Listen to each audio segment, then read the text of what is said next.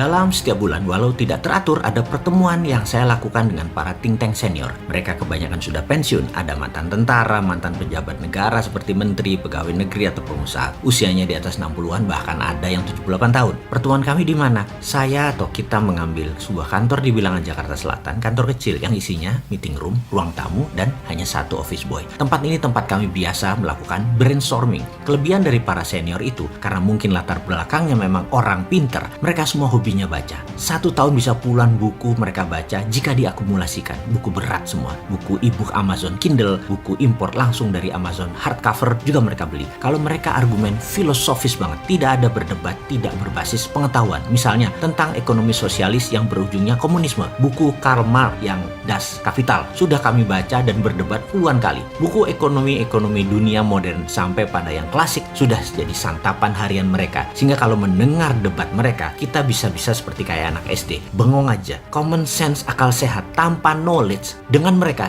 jadi lucu. Di dalam diskusi, jika kita berada di tengah mereka, jangan coba-coba nyeletuk karena pasti ditanya apa latar belakang pemikirannya dan apa landasan ilmu yang barusan dipertanyakan. Contoh diskusi kemarin, Mas, apa pendapat Anda tentang ideologi Indonesia? Apa ideologi bangsa Indonesia kini sekarang? Demikian pertanyaan dibuka ke saya oleh seorang yang paling banyak ilmu ekonominya menurut saya. Saya jawab, Pancasila, Bhinneka Tunggal Ika, NKRI, dan UUD 45. Kalau disingkat PBNU. Demikian saya menjawab. Itu bukan karena saya dari keluarga NU, tapi dari dulu itu yang ada di benak saya. Pancasila, Bhinneka Tunggal Ika, NKRI, dan UUD 45. Dilanjutkan olehnya. Oke, kita ambil kata Bhinneka Tunggal Ika. Saya mau mengingatkan beda loh Bhinneka sebelum kemerdekaan 45 dengan Bhinneka sekarang. Saya tanya, kalau ada uang 10 triliun di kas negara, bagaimana membaginya agar adil? Berdasarkan apa membaginya agar adil? Berdasarkan agama kah? Islam pasti yang terbesar. Berdasarkan suku kah? Jawa pasti yang terbesar. Berdasarkan domisili, Pulau Jawa yang terbanyak. Dengan cara begini, Papua yang nggak akan pernah dapat apa-apa. Minoritas di semua sisi. Secara suku minoritas, secara agama minoritas, secara wilayah minoritas, secara penduduknya minoritas juga di Pulau Papua. Di mana keadilan kalau dipakai berdasarkan kalkulasi seperti itu? Fahamkah bernegara itu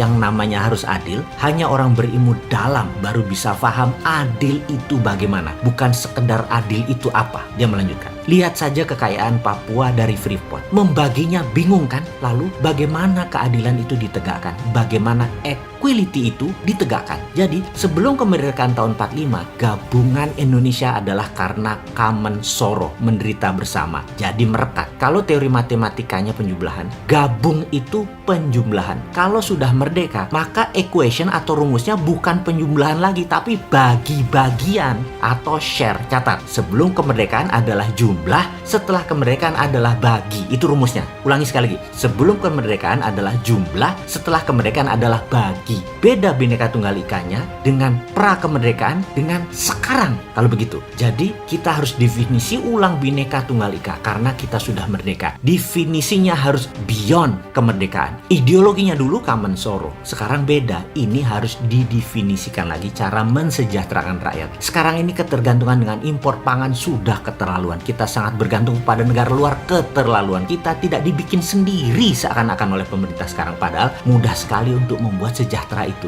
Sejahtera adalah ketika semua kebutuhan dasar sebuah rumah tangga sudah bisa terpenuhi dan masih terdapat uang sisa di kantong sebagai disposable income, maka rakyat sejahtera. Kalau tidak punya uang sisa, uang pakpo atau habis, rakyat tidak sejahtera. Ukuran sejahtera adalah adanya disposable income yang dimiliki setiap keluarga. Semua bisa dibuat rumus matematisnya. Demikian dia memulai keilmuannya di papan whiteboard. Dasar pertama, bagaimana mensejahterakan rakyat. Bagaimana bisa SPP, sandang pangan papan, terpenuhi dengan cepat. Salah kalau fokus di growth ekonomi seperti sekarang itu terus digadang-gadang pemerintah, yang ternyata menimbulkan ketimpangan sosial, tetapi harus fokus pada equality, kesamaan kesempatan peluang yang adil dan mudah dicapai. Nah, kalau dia udah ngomong kayak gini, saya selalu bengong karena sering gak paham. Pebisnis dipaksa memahami tata kelola bernegara. Coba, orang kayak saya ini kan pebisnis. Tata kelola negara itu benar-benar ribet bagi saya. Walaupun simple banget logikanya, mudah diterima, tapi memang harus difahami oleh banyak orang, terutama penyelenggara negara. Dan sementara orang kayak saya berusaha menelannya aja sudah susah. Jadi, saran kita harus bagaimana? Saya bertanya seperti kebiasaan saya. Pertama, definisi ulang Bhinneka Tunggal Ika, definisi ulang Pancasila, Panji Negara juga harus didefinisi ulang,